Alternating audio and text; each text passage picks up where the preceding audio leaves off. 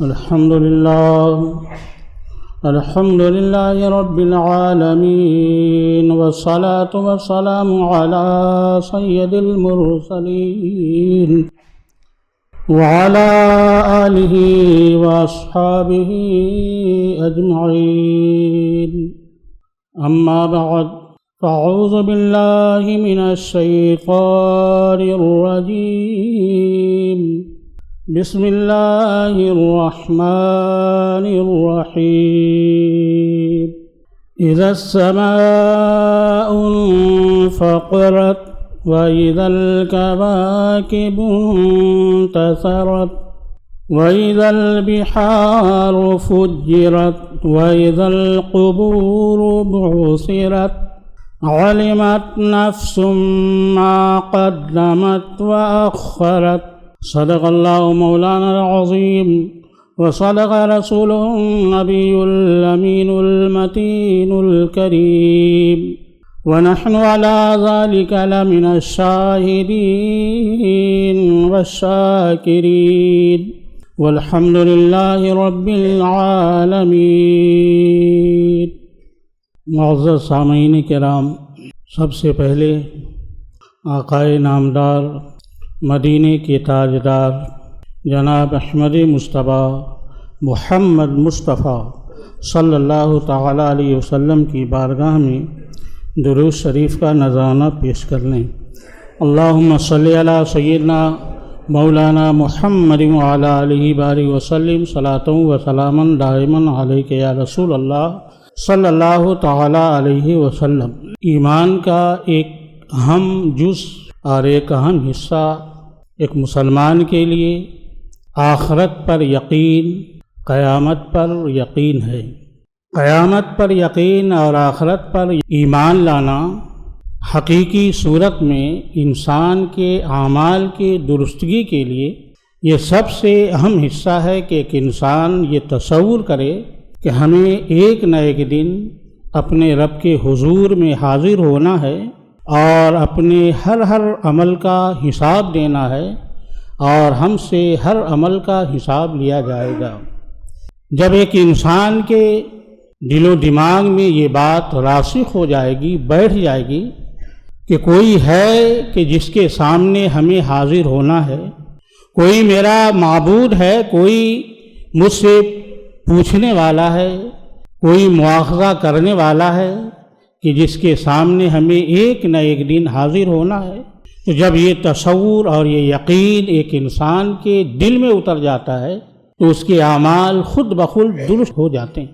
اس کے دل میں یہ خوف ہوتا ہے کہ ہم برا عمل کیسے کریں کہ جب ہمیں اس برے عمل کا حساب اپنے رب کے سامنے دینا ہے. ہم یہ غلط کام کیسے کر سکتے ہیں کہ جب ہمیں اس کا حساب میرے رب کے سامنے دینا ہے. تو آخرت کا یقین انسان کے اعمال کو درست کرتا ہے. سورہ انفطار کی چند آیتیں جو ہم نے تلاوت کی، اس آیت میں قیامت کی ہولناکی، قیامت کے دن ہونے والے انقلابی تغیرات، یہ تبدیلی جس کی طرف اللہ تبارک و تعالیٰ نے اس صورت میں بیان فرمایا ہے کہ ایک انسان اس سن کر اور سمجھ کر یہ تصور کرے کہ قیامت کا دن کس قدر ہولناک وحشتناک دن ہوگا کہ جب اولین آخرین سارے لوگ اپنے رب کے سامنے حاضر ہوں گے. اس آیت میں اللہ ارشاد فرماتا ہے، توجہ دیجیے، اللہ ارشاد فرماتا ہے اذا السماء انفطرت، جب آسمان پھٹ پڑے گا اور ستارے جھڑ جائیں گے، گر جائیں گے. واذا البحار فجرت، اور سمندر بہہ پڑیں گے. وَإِذَا الْقُبُورُ بُعْثِرَتْ، اور قبریں الٹ دی جائیں گی، قبریں کھول دی جائیں گی. عَلِمَتْ نَفْسٌ مَّا قَدَّمَتْ وَأَخَّرَتْ، اور اس دن ہر شخص جان لے گا کہ کیا چیز اس نے آگے بھیجا اور کون سی چیز اس نے پیچھے چھوڑا. کس قدر خوبصورت آسمان کا سامیانہ پروردگار عالم نے لگایا، اور اس میں چاند ہے، سورج ہے، ستارے ہیں. 14ویں کی رات دیکھیں کس قدر خوبصورت ہے. لیکن جب قیامت قائم ہوگی، قیامت واقع ہوگی تو یہ آسمان اللہ کے خوف سے یہ آسمان پھٹ پڑے گا اور پانی پانی ہو جائے گا۔ یہ ستارے جو خوبصورت ہیں، جو آسمان کی زینت ہے، ایک انسان کے لیے کتنی خوبصورت چیز ہے، یہ ستارے سب گر جائیں گے۔ یہ قیامت کی نشانی ہے کہ جب حضرت اسرافیل علیہ السلام پہلی بار سور پھونکیں گے تو یہ حالت ہوگی، یہ کیفیت ہوگی، آسمان و زمین تہوبالا ہو جائے گا۔ سورہ حج میں اللہ نے ارشاد فرمایا اسی کے بارے میں، یا ایھا الناس اتقوا ربکم ان زلزلۃ الساعۃ شیء عظیم، اے لوگو ڈرو اپنے رب سے، بے شک قیامت کا زلزلہ بہت عظیم چیز ہے۔ کیفیت دیکھیے قیامت کی کیفیت کیا ہوگی، یعنی اس دن دیکھو گے کہ تم دودھ پلانے والی عورت اپنے بچے کو بھول جائے گی۔ دنیا میں یاد کے لیے سب سے بہترین مثال پیش کی جاتی ہے ایک عورت کی، کہ ایک عورت سب کچھ بھول سکتی ہے لیکن دودھ پینے والے بچے کو نہیں بھولتی، چاہے کس قدر مصروفیات میں رہے، کس قدر کام میں رہے، لیکن اپنے بچے کو فراموش نہیں کرتی۔ لیکن قیامت کی ہولناکی وہ ہولناکی ہوگی کہ اس دن ایک عورت اپنے دودھ پیتے بچے کو بھول جائے گی۔ وَتَضَعُ كُلُّ ذَاتِ حَمْلٍ حَمْلَهَا، اور ہر حمل والی عورت اپنا حمل جن دے گی۔ وَتَرَى النَّاسَ سُكَارَىٰ، تم دیکھو گے لوگوں کو اس طرح وہ لڑکھڑا رہے ہیں، وہ کیفیت اس طرح ہے انسانوں کی کہ تم دیکھو گے تو لگے گا کہ وہ شاید نشے میں ہے۔ وَمَا هُمْ بِسُكَارَىٰ، وہ نشے میں نہیں ہوں گے، بے شک تمہارے رب کی پکڑ، تمہارے رب کا عذاب یہ سخت ہے۔ یہ قیامت کی ہولناکی ہے۔ اور اس دن جب قیامت قائم ہوگی، ارشاد فرماتا ہے اللہ، عَلِمَتْ نَفْسٌ مَّا قَدَّمَتْ وَأَخَّرَتْ، ہر جان کو، ہر شخص کو یہ معلوم ہو جائے گا کہ وہ دنیا میں گیا تو آخرت کے لیے کیا بھیجا اور دنیا کے لیے وہ کیا چھوڑا۔ یعنی دونوں چیز، یعنی دنیا میں رہ کر ایک انسان جو کچھ نیک عمل کرتا ہے، نماز پڑھتا ہے، روزہ رکھتا ہے، حج کرتا ہے، زکوٰۃ ادا کرتا ہے، صدقات کرتا ہے، جو بھی عمل خیر کرتا ہے وہ اللہ کے یہاں بھیجتا ہے، وہ اللہ کے یہاں محفوظ ہے، اسے بھی دیکھے گا۔ اور جو چھوڑ گیا، چاہے وہ نیک عمل چھوڑ گیا، یعنی ایک انسان مر گیا، کوئی نیک عمل صدقہ جاریہ کر گیا، مسجد بنا گیا، مدرسے تعمیر کر دی، کنواں کھدوایا، مسافروں کے لیے مسافر خانہ بنایا، لوگوں کے فائدے کے لیے، انسانوں کے فائدے کے لیے وہ کچھ کام کر گیا، صدقہ جاریہ انسان گیا، لیکن وہ جو کچھ پیچھے چھوڑ گیا وہ نیک عمل، اس کا ثواب بھی وہ دیکھے گا، یعنی یہ ثواب بھی اس کے نامہ اعمال میں لکھے جائیں گے، جو کچھ بھیجا وہ بھی اور جو وہ پیچھے چھوڑ گیا وہ بھی۔ اور اگر اس انسان نے اپنے پیچھے کوئی غلط کام کر گیا، کوئی غلط رسم ڈال گیا، کوئی برا کام کر گیا، اپنے سماج میں کوئی برائی کی بیج ڈال گیا کہ وہ گیا لیکن اس برائی کو لوگ آگے بڑھاتے گئے، اس کے نقش قدم پر لوگ چلتے رہے، اس برائی پر لوگ عمل کرتے رہے، تو ان برائیوں کا عذاب، ان برائیوں کے لیے جو گناہ ہوگا یہ گناہ بھی اس کے نامہ اعمال میں لکھا جائے۔ تو دنیا میں جانے سے پہلے نیک چیزیں، نیک عمل کر جائیں تاکہ آپ کے مرنے کے بعد بھی اس نیک عمل کا ثواب آپ کے پاس پہنچے۔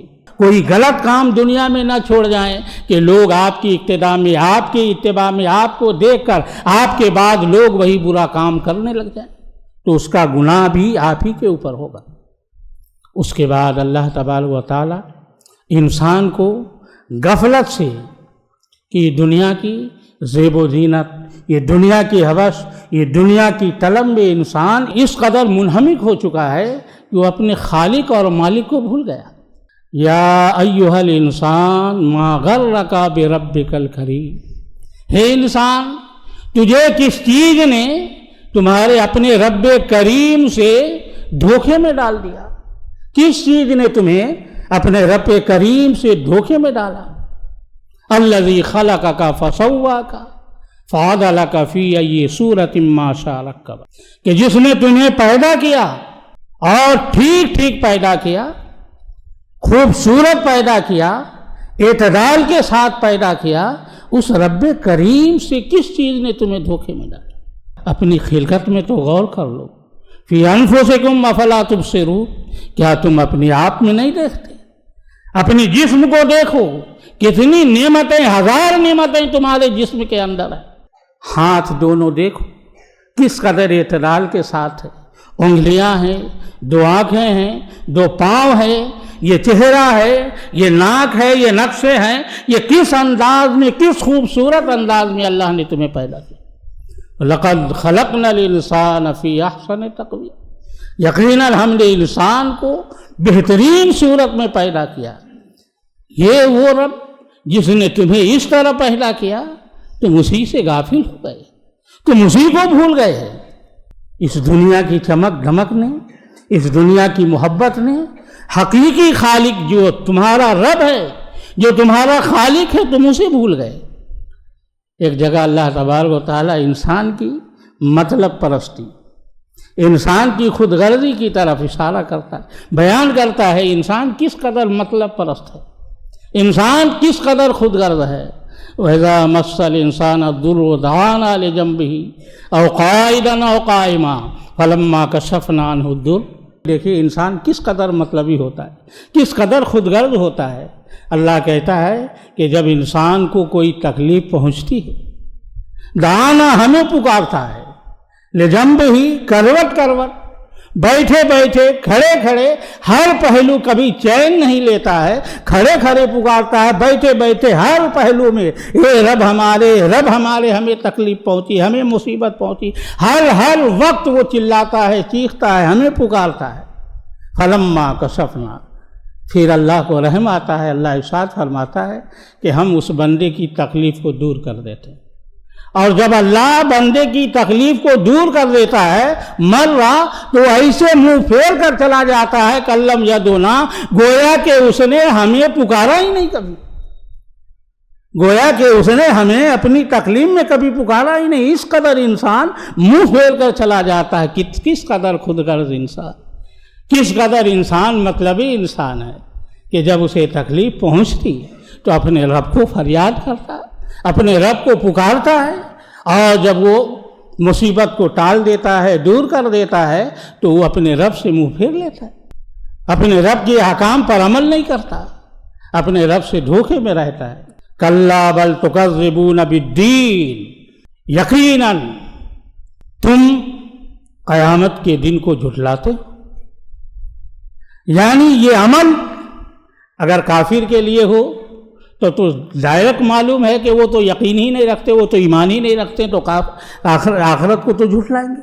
اگر ایک مسلمان کے لیے یہ آیت ہو، ایک مومن اگر غور کرے، تو ہمارے عمل سے، ہمارے کردار سے ایسا محسوس ہوتا ہے کہ گویا ہمیں آخرت پر یقین ہی نہیں، ہم آخرت کو جھٹلا رہے ہیں۔